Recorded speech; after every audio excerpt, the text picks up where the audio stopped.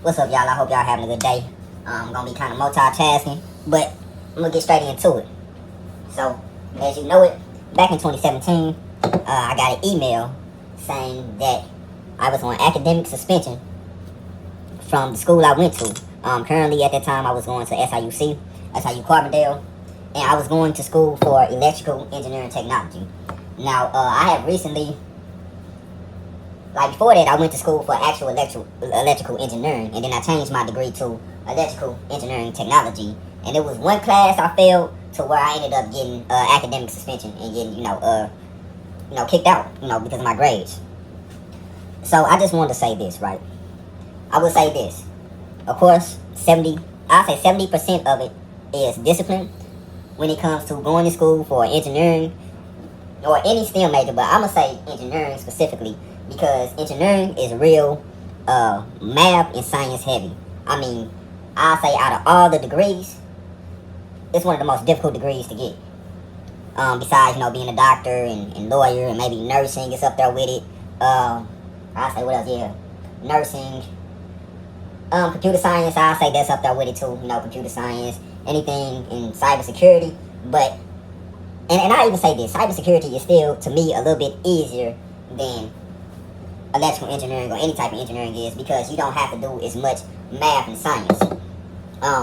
With electrical engineering, you have to take Calc 1, Calc 2, Calc 3, linear algebra, differential equations. If you're going to school for mechanical engineering, you got to take thermodynamics. You got to take all type of stuff. Like the math and the science, it never ends. You got to take physics, you got to take chemistry. So, it is non-stop. So, I'm saying that to say this, right? You have to have a strong foundation, right? 70% of it is discipline, right? If you don't have a strong foundation and you're disciplined and you're putting in the hours you need to, studying and everything, you're putting in a lot of hours, you're going overtime, you can still get you an engineering degree. Alright? It's still possible to get an engineering degree even if you don't have that strong foundation. But I'm going to say 30% of it is the foundation.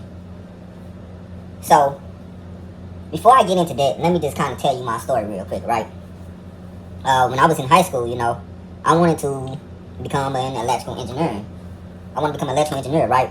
And I'm only going to become an engineer just because, I want to invent like new electronic products. I just love electrical stuff. I didn't want to necessarily become an electrician, but I just wanted to create my own products.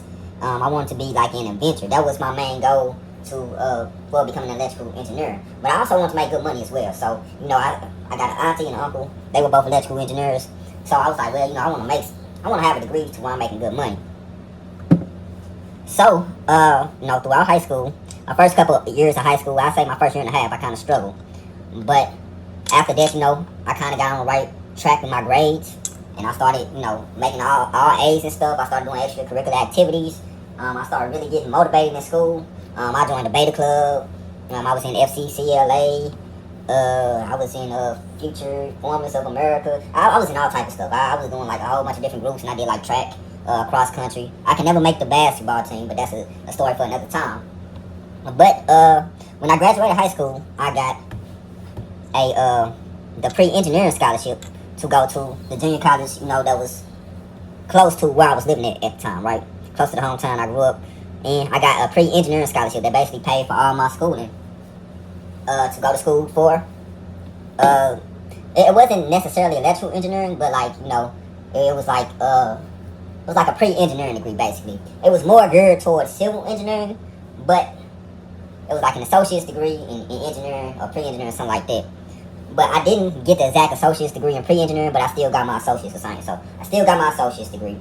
But even getting my associate's degree, I struggled a lot, right? I even struggled just to get my associate's degree. I made B's and C's. There was a few classes I had to take over again. I barely passed calculus. So it was really a struggle for me. And I realized how much I didn't learn in high school when I even got to the junior college level. That was hard for me. Because in my high school, we didn't have all those classes. The highest math we had in high school was pre-calculus. That was the highest math we had. And I ended up taking that my senior year. But we didn't have no other maths. you know, other than that, that was the highest math we had. You know, we had the regular algebra and stuff like that.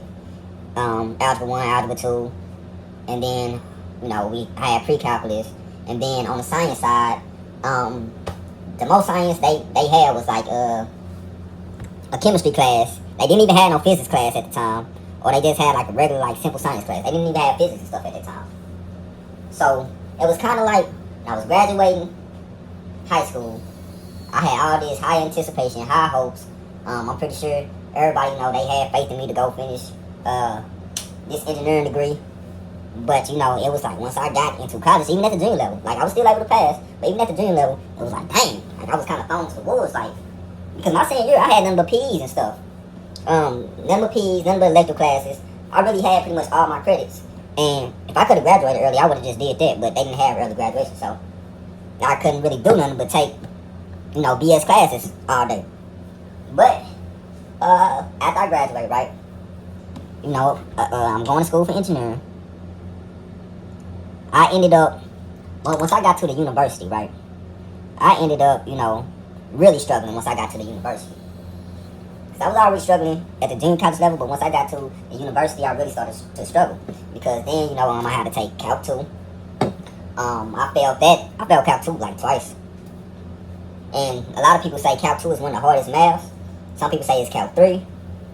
Some people say it's linear algebra, whatever. It keeps going. It never stops for engineering. So just so you know that. I even, in one of my Calc 2 classes, it was